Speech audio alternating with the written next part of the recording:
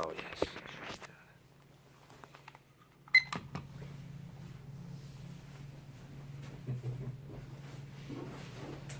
All right. Well, hello, Pastor R. Hello, Dr. Amir. Hello, everybody. Thank you for joining us again. We have a discussion planned that is deep and heavy. Yes. So we're going to jump right in. I'm not going to do any kind of an intro for it. We're going to go to the Word and really just discuss this with you. Hopefully you'll join in the discussion. Mm-hmm. Well, we are taping in the context of the hashtag MeToo movement that's going on all around us, where scandals seem to abound. Most recently, Bill Cosby was convicted by a jury April the 26th of drugging and sexually assaulting a young woman named Andrea Castan in his 80s. Wow. And this transpired back when he was 70 years old, of sexual misconduct. Several newscasters, including Matt Lauer, Tom Brokaw, Charlie Rose, have all had allegations against them. Perhaps, though, the most famous of all the allegations comes from Harvey Weinstein, the mogul film producer for his unwanted sexual advances and answering the door with his bathrobe on in his hotel, and disrobing himself, forcing himself upon women sexually, these unwanted sexual advances, and he's basically been disgraced and fired from his company. Very, very recently, the New York Attorney General, his name is Eric Schneiderman, resigned amidst allegations of sexual misconduct. 4 women basically accused him of drinking heavily, of slapping them, choking them, and then degrading them. Oh my goodness. So we are living in a time when these things are prevalent. Yes, we are. Sexual misconduct. But it really isn't new, Dr. Amir, which we will see this today. You know, in 2 Samuel chapter 13, it gives the story of a young woman whose name was Tamar. Now, Tamar was the daughter of King David. And David fought many battles, but he had a losing battle with lust. He had one night, he was on the rooftop. He looked off the rooftop, and there he saw the beautiful Bathsheba. That's right. And he lusted after her. And he took her. And his life then began to sort of plummet downward. And now, sometime after that, he has 3 children. Tamar, who's his daughter, and she's the sister of Absalom. And then her half-brother, his name is Amnon. And Amnon lusted after her. It says in 2 Samuel 13 that Amnon, son of David, fell in love with Tamar. It seems as if the progression, Dr. Amir, was that there was maybe a suggestion of love, but it quickly digressed into lust. And then went from lust into violence. And we'll see the hatred and rejection that came out of all of that. Wow. Sort of a downward spiral of depravity. So Amnon, he became frustrated with his sister Tamar. He wanted to have a sexual relationship with her. He wanted her to respond to him, but she was waiting for her husband. She was a daughter of the king. And so all of his advances to her were either ignored or rebuffed. So one day, Amnon said to his cousin, I have feelings for this woman. How can I have her? And so he cooked up this ingenious plan. He says, why don't you lay sick in your bed, and the king will come to visit you. And when the king comes to visit you, say, I'd really like my sister Tamar to make me some food and serve it at my bedside. And Amnon thought, that's an ingenious plan, so shrewd, so cunning. So David came, he made his request, and David sent his daughter. And she came to his house with a servant's heart. She's just this young, innocent flower, beautiful, waiting for her husband. And she learns her half-brother would like some food, so she goes and she kneads the bread. She prepares and bakes the bread. She serves it. He asks for her to bring it to him on his bed. When she does, he makes overtures to her. And she says, such a thing is not done in all of Israel. And he forces himself upon her. And he rapes her. And then she says to him, my father will give my hand to you in marriage. That'll be a better thing than what you have done. And he asked her to leave the house. Actually, he forced her out of the house. He sent a servant, and he said, "Get out of my house." Wow. So she then is rejected. She's betrayed, rejected by her brother. Mm. And then her other brother, Absalom, invites her to stay at his house. Now he's going to plot a revenge against Amnon some time later. But maybe that's the hint of secrecy, that perhaps if nobody knows about this, then nobody will find out. Mm. So we see that his family here was very, very troubled Yeah. by indiscretions, that were unchecked. There was drives and appetites inside of Amnon. Certainly there's desires inside of Tamar for a husband. Right. That she had this happen to her where she was raped. Then she had to sort of deal with the emotional distress of all of that, and the embarrassment and the shame of all that. So she carried that with her the rest of her life. So as we talk about the drives that are inside of us, they have potential for great good, Right. but they also have potential for great harm. Absolutely. I love how raw and honest the scriptures are telling us about Yeah. the devastation that came to this family as the father passed on his pattern to his son, Right. and the son then did this to his half-sister, and we see the effects of our sin. Absolutely. I mean, biology plays a role in all of this because we have cycles. And we've talked about this in the past, that the human body has cycles. You have your breathing cycle, and you have your cycle of your heart rate, the rhythm. You have a circadian rhythm that has you sleep part of the night, part of the 24-hour day, and you're awake other times.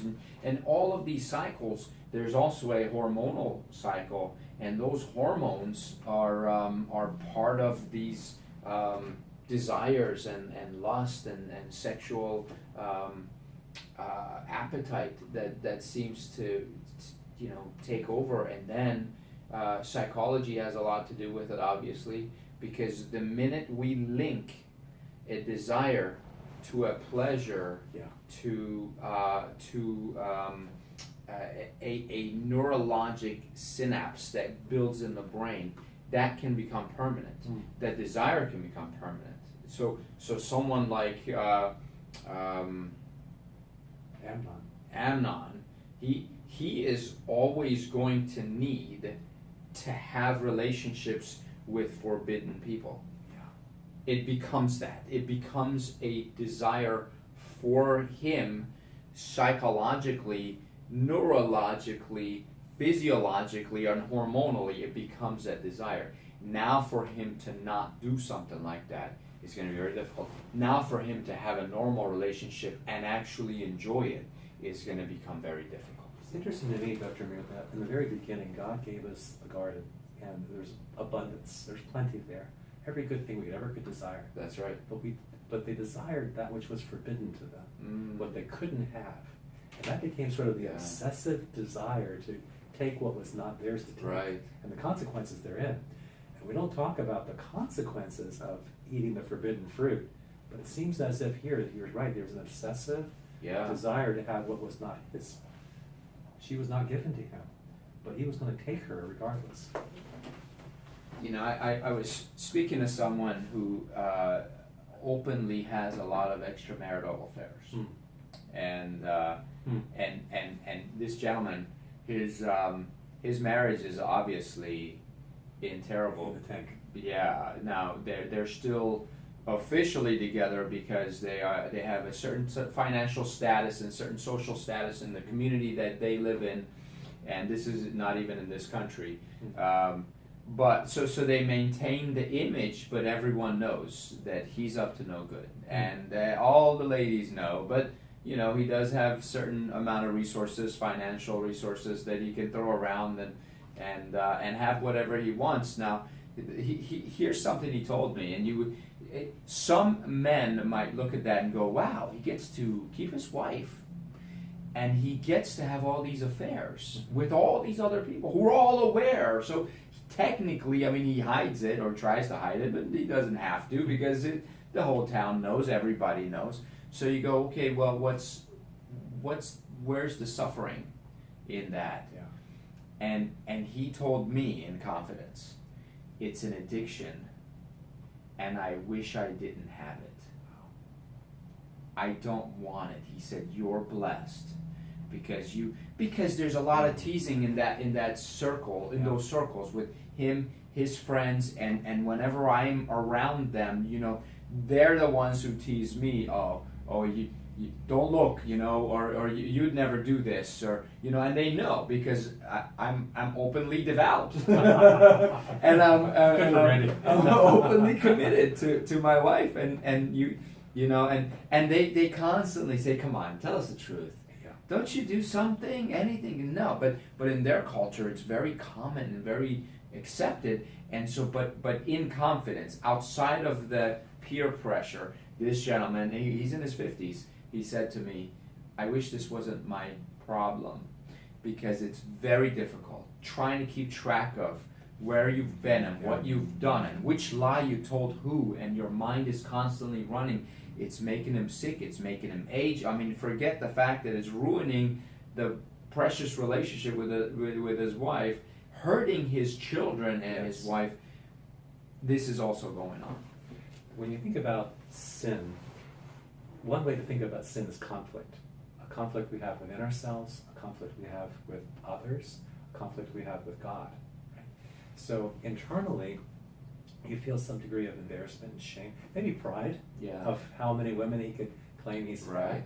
But then can you imagine the feelings of his wife toward him as he's not with her, he's with someone else. Right. The feeling of abandonment, the feeling of betrayal. And then to her children of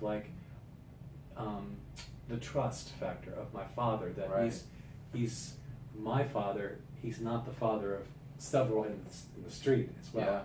And then I think most importantly, the conflict we have with God, because God designed us for a relationship with him. Yes. And when we violate that relationship, there's always consequences. Right. Yeah. Always. And it's painful, and it hurts everyone all around. It makes me think of a famous basketball player, and I think this gentleman played in the 70s or 80s, and I won't name him just because what if I got it wrong? But this is a really famous, very tall basketball player, and he's famous for having been with 10,000 women or some astronomical number. And so I was in a seminar where a psychiatrist was teaching, and I was one of the students just listening. And I asked the question, I said, well, aside from the potential sexually transmitted diseases and the pain of these women and all of that aside, what's the harm to him? Is there a harm to him? And he said, yeah, the harm to him is the biggest harm, because that man will never be able to have a normal relationship, because he will not be able to enjoy it from a physical standpoint and an emotional standpoint. He won't be able to enjoy someone he knows. Yeah. It has to be a stranger for him to be able to be aroused and enjoy that relationship, and that's the only thing he can ever do. I think in our culture, Dr. Amir, we think about sex being a game, and the body being sort of a toy. Oh, and it's a dangerous game. Sex is all about getting pleasure. It's about passionate pleasure and connection, right? So if that's our definition, that our body is simply a toy and sex is a game, then I need to, as a woman, present myself in such a way that I'm most sexually attractive, because I really want to draw the attraction of a man. I'm so empty on the inside, I need him to fill me with his love. And when he says kind things to me, I feel like I need to give him my sex in order to get his love. Mm-hmm. But a man will say loving things to a woman to get from her sex. Right. So it's God has designed us. We are vessels. We are a temple of the Holy Spirit. We're something holy, right? Our bodies are holy, right, and set apart to Him. And every other sin we do is outside the body, but a sin done sexually is a sin against our own body. Yeah. And we are this temple of the Holy Spirit who is from God, and we have been bought with a price. We're not our own. Therefore, glorify God with our bodies. So our bodies are designed to live according to God's design, not just sort of be a toy to be used in some kind of a game, all about pleasure. Yes. Absolutely. Absolutely. And speaking of that game, makes me think of another basketball player. Now, women complain that David Robinson, they call him the Admiral because he graduated from Naval Academy, so he's a local guy, 7 foot tall, great basketball, won championships. Women complained that he was a rude man. Wow. He was disrespectful to women, and that was his reputation. And when he finally spoke about it, he said, if my bride, if my wife is not on my arm, no other woman will get my attention for any reason. I must control me because of my status, who I am, where I am. I'm constantly traveling. I'm sleeping in hotel rooms during the basketball season. I cannot be tempted. I will not be tempted. I am sorry if you think I'm rude and I'm mean, but I have to protect me. My relationship, I want to enjoy my life, and this is how I'm going to set the boundaries. Boundaries are awesome. You think about a guy like Billy Graham, who lived his entire life without a scandal, a sexual scandal, because he did not ride in cars with women, he would not be in an elevator alone with a woman, he would not have dinner with a woman, not invited into his own room. If he was going to talk to a woman, the doors would be open. He practiced a lot of boundaries, but there's no scandals in his life. Yes. And most recently, there's a pastor, very well known, Bill Hybels from Willow Creek, who just resigned amidst allegations of sexual misconduct back in the 90s. And so several significant people have brought those allegations against him. So there's a design that God's given us to walk within, and we need to establish those good boundaries. Yes. To let people know that we are devoted to one person, and we're not available. Right. Yes. Let me tell you about that design because it's perfect. Yeah. It's so incredibly perfect, and it's for our enjoyment as well, which is why it's so beautiful. I really think God designed it all so we would enjoy our life and have that abundant life, but also bring glory and praise to God. Yes. Here's when a woman has a child, and she looks at that child, there's a hormone release called oxytocin. That oxytocin binds them, connects them. Yeah. She is forever his or her mom, and that is forever her child. And that connection, you cannot rip it. You can't break it. It's very, very tight. It goes beyond emotions. It's a invisible force that connects them. Now, that same hormone gets released when a woman is intimate, especially for the first time. First time. One is intimate with a man. That same connection is formed. Now that man, like in our story, can try to throw her out of the room. Yeah. But somehow she'll crawl back in through the window. She goes, oh, he's an awful person. I hate him, but I can't walk out on Our him. story, Dr. Beer, she wanted him to ask for her father's permission to marry her. Yeah. So she was, even though she had been raped, she was willing to be his wife, even though it happened not by her will. So and he's her brother. It would prove that there was a bond there, Yes. a sexual union, Yes. even in a very adverse situation. Oh yeah. Which is why sexual purity is so paramount to being able to enjoy your life and your married life, and that enjoyment is beyond anything anyone can imagine. But for young women who may be listening right now, this is crazy, because remember, the minute you connect intimately with a man, your body releases that hormone that connects you permanently to that person. Now that man may be abusive, and eventually you'll walk away, but the pain, the scars, it doesn't go away. Yeah. It should be within marriage. It should be with a husband. I'll tell the viewers a little secret now. One of the things that Christian men find very sexy is character, inner strength. I was not a Christian when I met my wife, Debbie. We were at a beach called Brigantine Beach, and we were walking down the beach. It was a very romantic evening, Dr. The sea was rolling in, the clouds were hung low in the sky. That sounds good. Our shoes were draped over our shoulder. And I Nice. decided that since it was such a romantic evening, we're together kind of alone on this beach, that I would slip my arm around her, like thinking like, oh, well, I'll just kind of claim her on the beach. To which she gave me an elbow on my side. Like she said, so what are you doing? And I said, I'm putting my arm around. She said, I'm a Christian. And I said, what does it mean to be a Christian? And she explained to me about her faith. But what I saw in her was inner strength, that she had kept herself for her husband, and she wasn't going to give herself away to some guy on a weekend. And later I'd come to know the Lord, and my life would begin to change. There'd be some convictions about sexual purity. But at that moment in my life, what I found very attractive to her was her character, Yes. her inner strength. Absolutely. Saying to me, no, like, Yeah. that's not allowed. Right. Yeah, and I hope that's a lesson to some of the young ladies because they, culturally speaking, they think the exact opposite is attractive. Yes. To snuggle up closer, to have more contact.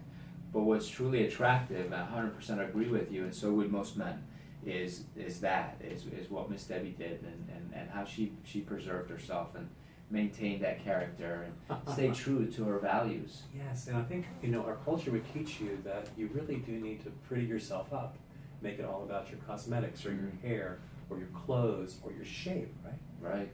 And I think there should be an attractiveness in relationships that I'm drawn to somebody because I find them attractive. I think that's a normal and natural thing. But what's lasting is a person's character, right? Right. So once you get to know the person, what you really do value about them is the substance on the inside. Yes. The hidden values of the heart, the values you're talking about. Yeah. So that's what I find really attractive about Debbie is her Exactly. character. Exactly. Well, so that's the design. Yes. That's the biologic design. It's also the spiritual design. It's perfect in every way. And then you have stories like you were sharing about rape and abuse. Yes. And it makes me think of a story. I was listening to Focus on the Family, the radio show, and they were interviewing a young lady. I guess she wasn't very young, maybe she was in her 30s or 40s. She had been married and she was living a good life, but she talked about her experience with abuse and rape. She said her earliest childhood memory was being on a table, like a dining room table, with her father, her grandfather, and a group of other men around the table abusing her. Yeah. Yes. And that's all she remembered. That was her earliest childhood memory. And she said every day after school, she would come home to that. Wow. Every day. Wow. Until she was 17, 18 years old, where she moved out of the house. And she talked about how, at one point her father and her husband, her father and her grandfather got in a fight or dispute. And then they separately would do things to her. And awful nightmares. Now, here's what happened. She became a Christian. She was changed by the Spirit and by Jesus, and she went through a lot of therapy. And she had even been diagnosed with multiple personality disorder, and she had all these personalities that would come up to protect her. So at certain times during her life and situations, she'd be different people. But then she found a man who wanted to take care of her and was attracted to her and wanted to marry her, and they got married and they were living a good life. Here's what she said. She said every once in a while she would remember a memory from the past, and the minute the memory would show up in her mind, a bruise would show up on her body in the same area that memory happened. That means her body would physiologically manifest bruises and scars that would appear and reappear or disappear based on her thought process. She had to really control her mind not to remember those things, not to think about those things. These things stay with us for life. Yes. That's why I tell my son, don't look at things you're not supposed to look at, because it will scar you in here and stay with you always. The human body is amazing, and it carries things with us. We need to be careful. Men need to be careful what we do and how we do it. Women, same thing. So Dr. Amir, if we can get ourselves onto God's pattern for relationships where he says, for this cause a man shall leave his father and mother and cleave unto his wife, and the two shall become one. God has designed sexual relationships underneath a covenant and committed relationships where we're exclusive to one another and we create boundaries with others. And if we're before marriage we need to have boundaries, and if we're in marriage we need to have boundaries, and if we're past our marriage we need to have boundaries. Because to kind of get into those relationships makes us one flesh with them. Absolutely. And as you're saying, there's that Oxytocin. oxytocin that's released. That's right. That's right. I mean, what I'm really trying to stress here is it's not a one-time thing. It's not one of those things where you say no one saw it, so it's not going to hurt anybody. Yeah. If no one finds out, no one gets hurt. It's not true. It is not true. There is things that happen that are permanent. They're physiologic. They are scar-like. They stay with you, and even the memory of it down the road will bring back things in your body, hormonal fluctuations that can cause massive problems. Wow. All right. We'll say more about this to come, I'm sure. Yes, absolutely. This topic is not finished. And thank you for sticking with us through this one. God bless you. All right. Wow.